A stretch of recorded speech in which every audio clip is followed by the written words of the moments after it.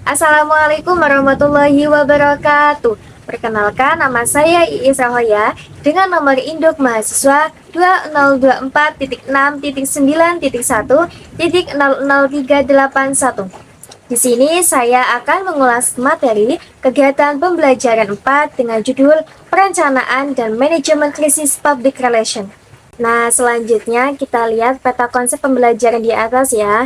Di sini kita akan mempelajari manajemen krisis public relation. Yang kedua adalah perencanaan public relation. Ketiga, pelaksanaan atau strategi program public relation. Dan yang terakhir adalah monitoring dan evaluasi. Nah, materi yang pertama kita akan mempelajari perencanaan public relation.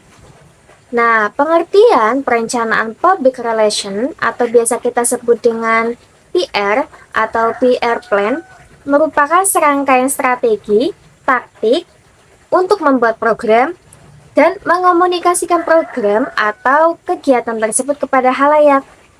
Nah, sebelum kita merancang PR plan, harus didahului dengan riset atau penelitian pendahuluan. Riset dapat dilakukan dengan diskusi atau konsultasi dengan para ahli. Melalui riset, masalah dapat diinventarisir dan direncanakan bagaimana menangani masalah tersebut.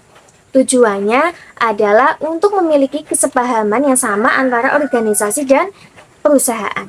Kemudian ada pertanyaan nih, mengapa public relation harus membuat perencanaan? Nah, jawabannya adalah karena perencanaan merupakan proses dasar perancangan program untuk mencapai tujuan atau target tertentu.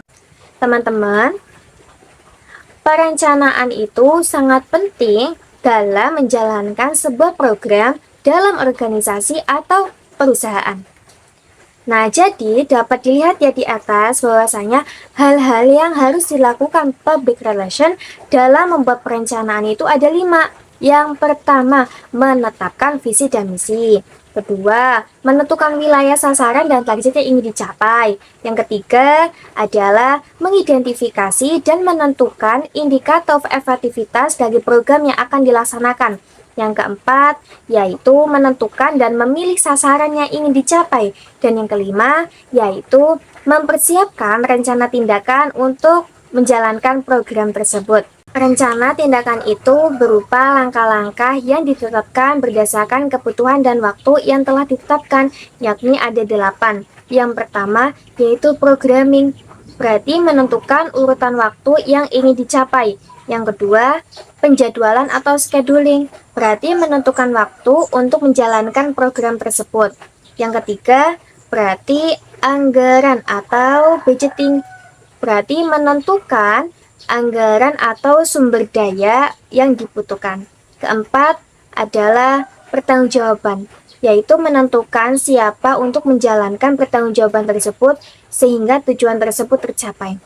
Yang kelima adalah menguji dan merevisi rencana sementara atau tentative plan sebelum rencana tersebut dilaksanakan.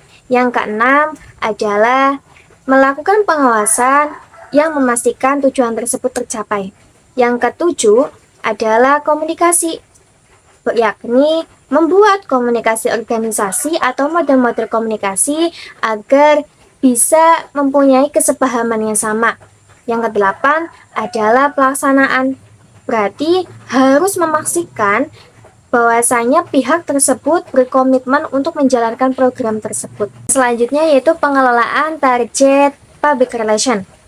Untuk mencapai tujuan dan target yang diharapkan, para praktisi public relation mengenal metode 6 langkah, yakni yang pertama, pengenalan situasi, kedua, penetapan tujuan, ketiga, definisi halayak, keempat, pemilihan media dan teknik-teknik public relation, yang kelima adalah perencanaan anggaran, yang terakhir yaitu apa teman-teman? Yang terakhir adalah pengukuran hasil. Gottlieb Sandebrom meringkas perencanaan tersebut menjadi 4 langkah. Langkah pertama yaitu menentukan masalah. Langkah kedua, menyusun perencanaan dan program. Yang ketiga, melaksanakan tindakan dan berkomunikasi. Yang keempat adalah evaluasi program. Di sini ada 4 langkah strategi atau teori public relation. Yang pertama, analisis situasi menentukan masalah apa yang terjadi. Kedua, membuat strategi melalui perencanaan public relation.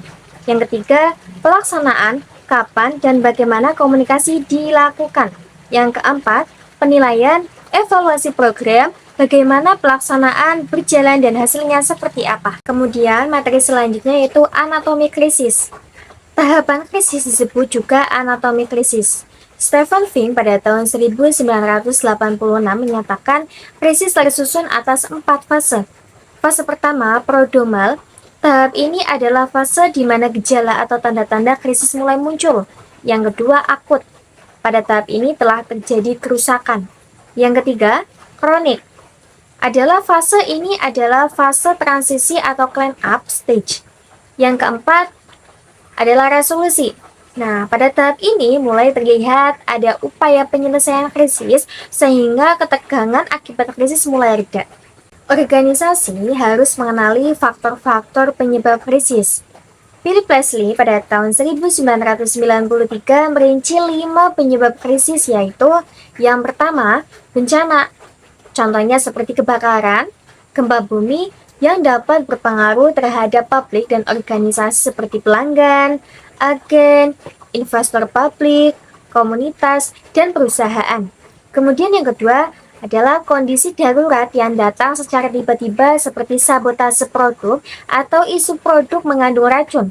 Yang ketiga, penanganan bom dapat menimbulkan kepanikan dan kerusakan atau pemogokan kerja yang dilakukan oleh karyawan. Yang keempat, rumor negatif tentang perusahaan atau produk. Yang kelima, adanya letupan boikot dari berbagai aktivitas lembaga swadaya masyarakat, kebijakan pemerintah tentang penarikan produk, dan penculikan seorang eksekutif perusahaan. Oke teman-teman, untuk pengulasan materi hari ini pada pembelajaran keempat dicukupkan dulu terkait dengan manajemen krisis public relation, dan rangkumannya akan dilanjutkan pada video part 2.